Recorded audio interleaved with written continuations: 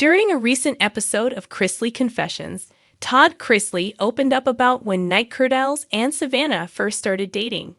Turns out, Nick Curdells made a pretty big mistake one of the first times he met the family. What was it that he did wrong? Keep reading. We've got the scoop. It is no secret that Todd Chrisley loves Nick Curdells. During a recent podcast episode, he admitted that even though Savannah and Nick broke up for a period of time, Todd did not consider himself to be broken up with Nick. Turns out, things would have been pretty awkward if Savannah Chrisley started dating someone else. Todd considers Nick to be a part of the family, and he still planned to invite him to family functions and holiday meals. But those who follow the family on social media know Savannah and Nick got back together recently. In fact, some think they might even be living together at this point. That being said, Todd Chrisley admits that Nick Curdells made a pretty big mistake when he started dating Savannah. It wasn't necessarily something he did wrong with Savannah, but something he did when meeting the family that Todd assumes he regrets greatly. Todd Chrisley explained that after the family had a meal together while meeting Savannah's boyfriend, Nick Curdells ended up helping with the cleanup. This included assisting Julie Chrisley in washing the dishes. Todd reveals this was a huge mistake on Nick's part. Now, it definitely looked good to both Todd and Julie, but Chase and Grayson just saw it as something to take advantage of. Todd explains that Grayson and Chase now make a habit of disappearing immediately after dinner. He noted they always have to use the bathroom or do something important. So, Nick Curdells gets stuck doing the cleanup and dishes after each family meal. So Todd believes if Nick could go back in time, he would undo this huge mistake. Do you think Todd Chrisley is right? Does Nick Curdells regret showing Chase and Grayson he was willing to help their mother with the dishes after dinner? Share your thoughts with us in the comments. And keep coming back for the latest on Savannah Chrisley's family. When the tension between protectiveness and pride settled in, Todd Chrisley found himself revisiting memories he'd rather leave buried. He leaned back against the familiar leather of his office chair, the late afternoon sun casting long shadows across the polished mahogany desk. A photograph of the young couple, Nick and Savannah, lay beside a stack of legal pads and schematics. Todd's gaze lingered, a complex twist of familial love and paternal concern tightening through his chest.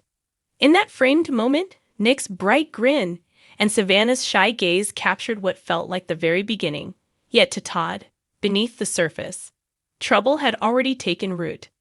As he reflected, Todd's mind drifted to the early signs, those subtle shifts that only a father vigilantly watching could detect.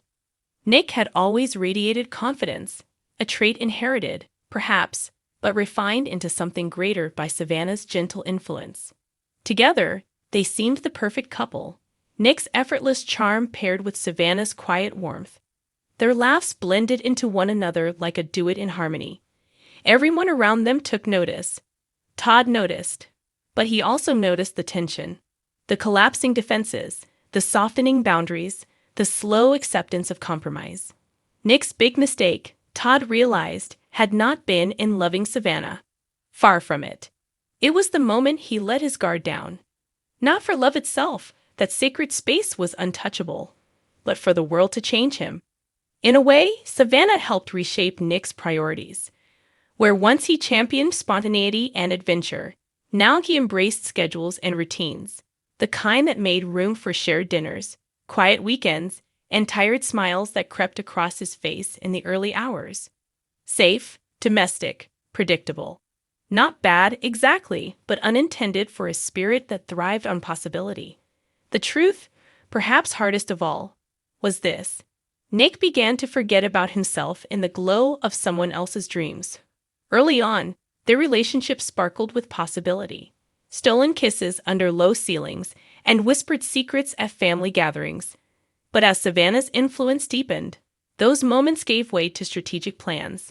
College applications, career choices, and wedding logistics.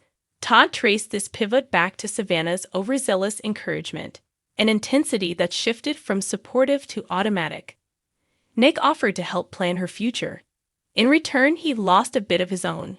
In that exchange, Todd saw the seed of his son's biggest lesson. Todd knew Nick's pattern by heart. Find a cause, a mission, and fight for it. He had been there himself, championing his son's journey from boyhood into the bold realms of adulthood. But he also understood the danger of losing a spark in the process of growing up. He recalled seeing Nick during a recent gathering. Under the surface, restless waters churned, once buried by routine, a longing for the reckless abandon he once knew. It was too late to alter the choice. They were already well underway. The home that had once belonged to each of them, their shared childhood crib rooms, had become joint spaces.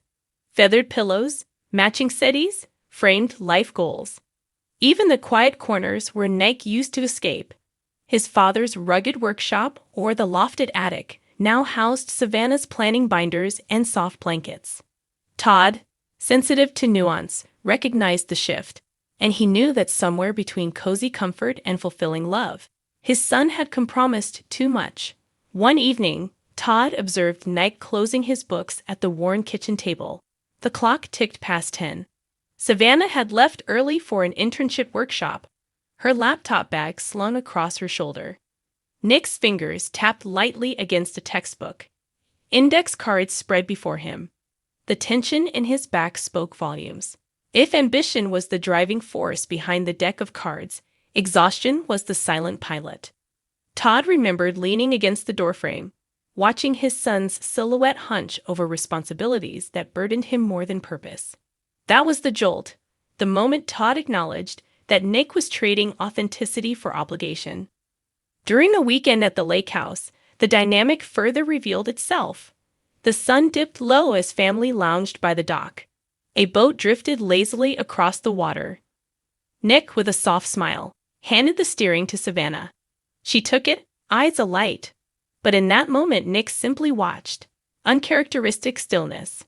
Todd, seated beside him, felt the shift in the air, like gravity had altered course. Where Nick once commanded the wheel, relishing every ripple, he now ceded control in favor of calm water. It wasn't a surrender, but Todd sensed a step off a path his son might later question. By that point, Todd's pride raged inside him.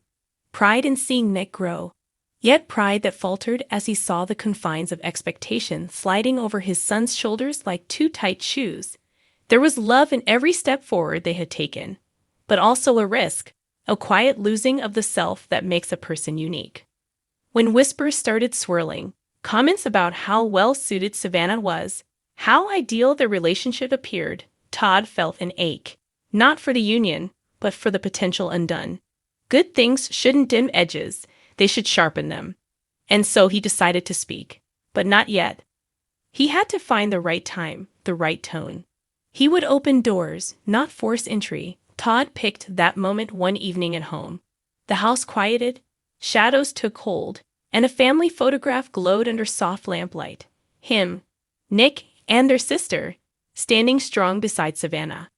Todd made his way to the photo, tracing the glossy surface with his fingers. Precious, but also a reminder. Relationships change people. Desire change. Yet vulnerable too. Nick's big mistake was not choosing Savannah. It was slipstreaming behind her without checking if he still recognized his reflection, if he still liked what he saw. From there, Todd decided to act, not by confrontation, but by invitation. He rearranged schedules, carved out solo adventures, an early morning drive up the mountain behind their home. He left his old harmonica with Nick, a symbol of their time playing music together, spontaneous melodies, off-key harmonies. He handed Nick the keys to that freedom without a word, offering a silent question. "Who are you when no one else is watching?" Nick accepted, gratefully or guilt-ridden. Todd could not be sure. But wherever he went, for hikes, late-night exploring, or solo drives, Todd watched closely. He observed Nick's gaze soften, his posture revert, his smile grow more mischievous again. Flickers of the old spark returned. Savannah was still present, still loved. But Nick was breathing differently, his own breath, not borrowed. That was the pivot Todd intended. A gentle recalibration so that Nick would not dissolve in someone else's orbit. Moments later, Todd orchestrated a father-son game night. Not for planning weddings or discussing future trades. Just games, laughter, rivalry, a shared soda. Cards slapped down on felted tables. Chips piled. Nick's eyes sparked again. The quiet bond of shared heritage, of mutual respect. After the game, Todd might have lingered over a peace offering of chocolate ice cream. Just the two of them. Again, no words selecting a path, just a rolled-up invitation back to self.